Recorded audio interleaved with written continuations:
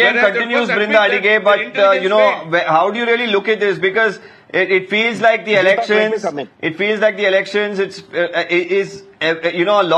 has a lot to do with this blame game that's going on between the BJP and the Congress. But at the end of the day, the focus should be and should remain the safety of women and ensuring that, if there are any victims, and which looks like, at least from the videos, if you go by the claim now, they're saying that it's morph.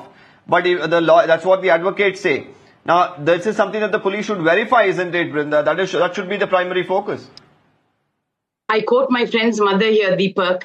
From Mahabharat's time till today, Kal Yuga, it is the woman's respect and dignity that has been used as power and power dynamics and in politics. And it is the same that is happening over here.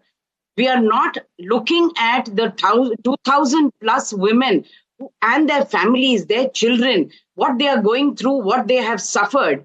But we are talking about who put the videos out, who gave it to whom, why somebody else was sitting on the stage with somebody.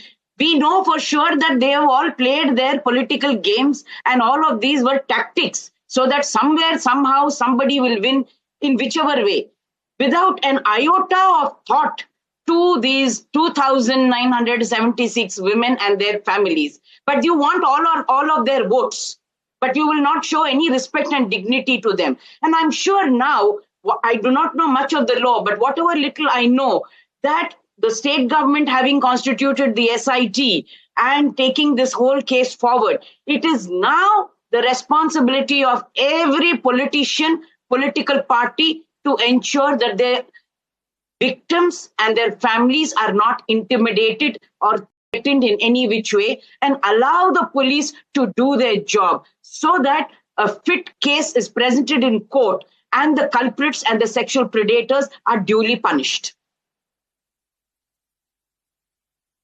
Absolutely, and because he belongs to such a political family, powerful political family, there is every chance that witnesses here, victims here, all of them could be influenced, they could be threatened. So that's where the role of the police really comes in. And you are very right to say that everyone is trying to gain from this politically, and somewhere they have not looked into the key aspect of how many of these women in these videos could be actually victims.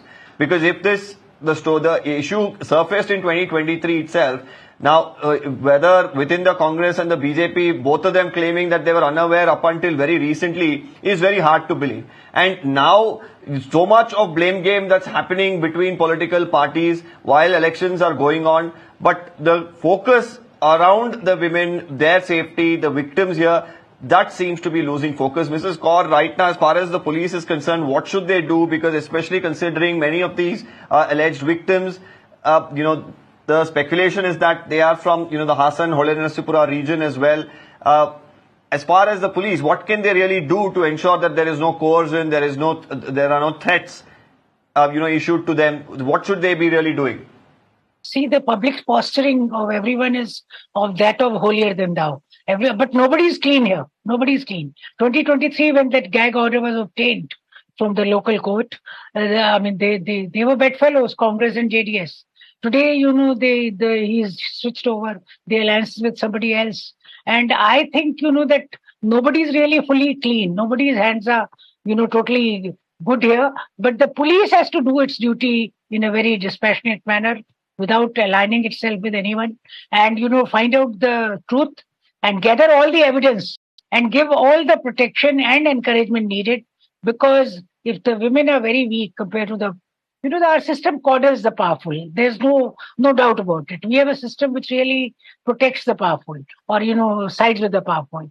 Whether it's the judiciary system, or it's the system of advocacy, or it's the criminal trials, anything, our whole system, even in development funds and all, it's the powerful who end up getting more development. So the system is very, very lopsided. It is definitely the balance of power is towards the people who have more power and more influence in the society. So I suppose that these women, I'm hoping that SIT and the police and the whole society, as a community, we give all the encouragement for these women to come out and speak the truth.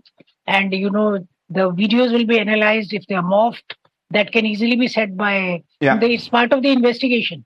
So investigation will tell us the truth, and investigation has to be done thoroughly. Evidence has to be recorded. Absolutely, Mrs. Kaur. And right now the lawyers come out, or Mr. Revanna comes out, anybody comes out and says whether it's morphed or not. It's for the investigation officials right now to decide. The SIT has been formed. What hasn't been done in the past, of course, let's not probably delve too much. And what's going to happen now is the biggest question, even as the politics around it doesn't seem to stop. I'm thanking all our panelists for joining us on this broadcast.